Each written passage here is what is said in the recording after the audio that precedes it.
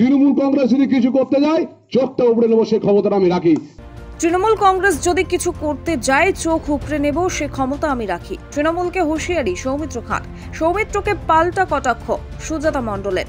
বিষ্ণুপুর লোকসভা কেন্দ্রে বিজেপি প্রার্থী হিসেবে সৌমিত্র খাঁর নাম ঘোষণা হতেই ময়দানে নেমে নির্বাচনী প্রচারে ঝড় তুলেছেন সৌমিত্র খাঁ। এদিন তিনি জয়পুর ব্লকের ময়নাপুর এলাকায় নির্বাচনী প্রচারের পাশাপাশি দলীয় কর্মীদের নিয়ে একটি পথসভা করেন। সেখানেই বক্তব্য রাখতে গিয়ে তৃণমূল কংগ্রেসকে হুঁশিয়ারি দেন সৌমিত্র খাঁ। পাল্টা সৌমিত্র খাঁকে কটাক্ষ করেছেন বিষ্ণুপুর লোকসভা কেন্দ্রের তৃণমূল কংগ্রেসের প্রার্থী তথা সৌমিত্র খাঁর প্রাক্তন স্ত্রী সুজাতা মণ্ডল। তৃণমূল কংগ্রেসকে হুঁশিয়ারি দিয়ে সৌমিত্র খাঁ বলেছেন যে তৃণমূল কংগ্রেস যদি কিছু করতে আসে তাহলে চোখ উপড়ে নেব, সে ক্ষমতা আমি রাখি।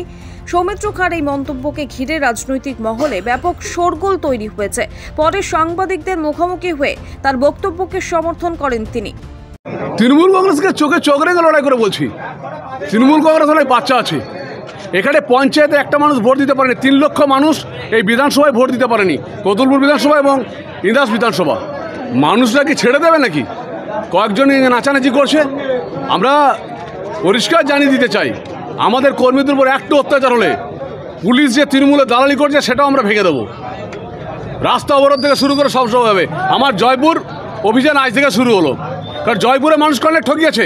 কিন্তু আমি সাংসদ হিসেবে আসি না আসি, আমি প্রত্যেক জায়গায় যত লাইট জ্বলছে সাংসদ সৌমিত্র খাঁ তহবিল থেকে জ্বলছে, এটা আমি জোর করে বলতে পারি। এখানে বিষ্ণুপুর তারকেশ্বরের যে রেলপথ, ময়নাপুরের যে রেলপথ হচ্ছে, সেটা লোকসভাতে আমি আওয়াজ করেছি, এটা আমি জোর করে বলতে পারি। আমার হক আছে, এখানের সমবায় সমিতি তৈরি করেছি আমি, তাহলে এখানে আমার হক আছে এখানে মানুষের প্রতি। কিন্তু হ্যাঁ, কিছুদিন গ্যাপ ছিল, তার জন্য আসা হয়নি। কিন্তু আমি পরিষ্কার বলতে চাই, তৃণমূল কংগ্রেসের চোখে চোখ রেখে বলছি, ওরা যদি আমাদের কর্মীদের একটা জায়গায় কোনো রকম আঘাত দেয় তাহলে ওদের চোখ গুবড়ে দেওয়ার মতো পজিশনই হবে। এই নিয়ে বিষ্ণুপুর লোকসভা কেন্দ্রে তৃণমূল কংগ্রেসের প্রার্থী তথা সৌমিত্র খাঁর প্রাক্তন স্ত্রী সুজাতা মণ্ডল বলেন, সৌমিত্র খাঁ চোখ উপড়ে নেব, মাথা কেটে দেব, কান কেটে দেব, এরকম দীর্ঘদিন ঘরে আমাকে অত্যাচার করত, তাই আমি বেরিয়ে এসেছি।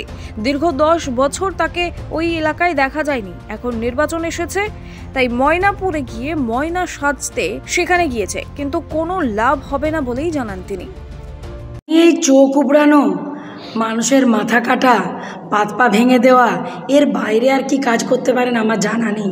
কারণ কেন বলুন তো, আমি তো ওনার এই আতঙ্ক, ওনার এই যে সবসময় মানুষকে প্রাণনাশের হুমকি দেওয়া, এই চোখ উপড়ে নেব, কান কেটে নেব, মাথা ফাটিয়ে নেব, এরকম আমাকেও দীর্ঘদিন ঘরে অত্যাচার করতো। তাই প্রাণ ভয় আমি বেরিয়ে এসেছি।